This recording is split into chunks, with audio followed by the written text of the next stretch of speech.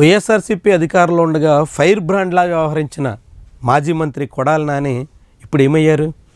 మధ్యలో కొద్ది కాలం ఆయనకి అనారోగ్య సమస్యలు వచ్చాయి, ఆసుపత్రి పాలయ్యారు, సర్జరీ జరిగింది, సర్జరీ కూడా విజయవంతమైంది, ఆయన తిరిగి కోలుకున్నారు, త్వరలోనే నియోజకవర్గంలో అడుగు పెడతారు అంటూ ప్రచారం అయితే సాగింది.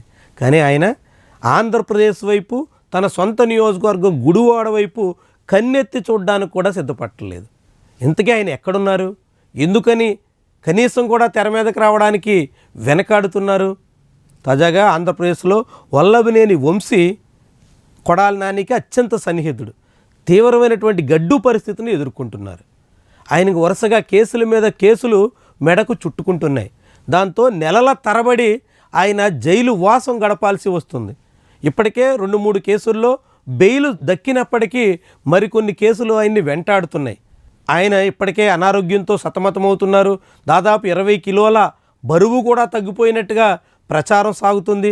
తీవ్రమైనటువంటి ఆరోగ్య సమస్యలతో 2 రోజులకు ఒకసారైనా ఆసుపత్రి చుట్టూ తిరగాల్సి వస్తుంది. ఇలాంటి అనేక సమస్యలు వెంటాడుతున్నప్పటికీ కూటమి నేతలు మాత్రం వల్లభనేని వంశీని కరుణించడం లేదు.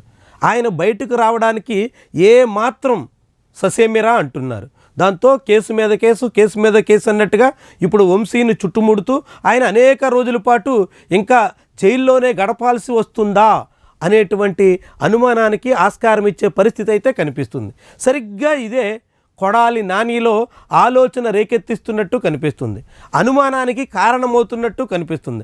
ఆయన ఆందోళనతో వెనకడుగు వేయడానికి ఇదే ప్రధాన కారణంగా అంతా భావించాల్సి వస్తుంది. తన మిత్రుడు, సన్నిహితుడు, ఆప్తుడు వల్లభనేని వంశీనే ఇంతకాలం పాటు వేధిస్తుంటే, ఇన్ని కేసులతో ఆయన్ని సతమతం చేస్తుంటే, ఒకవేళ నెక్స్ట్ నాకే ఇలాంటి పరిస్థితి వస్తుందా అనేటువంటి సందేహాలు ఇప్పుడు కొడాలి నానిని చుట్టుముట్టినట్టుగా అంతా భావిస్తున్నారు. ఇలాంటి భయాందోళనల మధ్య ఆయన తిరిగి ఆంధ్రప్రదేశ్లో అడుగు పెట్టడానికి పలు దఫాలుగా ఆలోచిస్తున్నట్టు కనిపిస్తుంది. అనేక విషయాల మీద స్పందించడానికి కూడా ఆయన వెనకాడుతున్నట్టు కనిపిస్తుంది.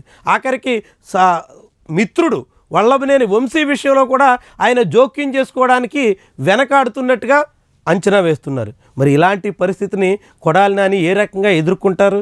రేపు వల్లభనేని వంశీకి అన్ని కేసుల్లో బెయిల్ వచ్చేస్తే ఆయన బయటకు వచ్చిన తర్వాత కొంతకాలానికైనా కోలుకునే అవకాశం ఉంటుంది.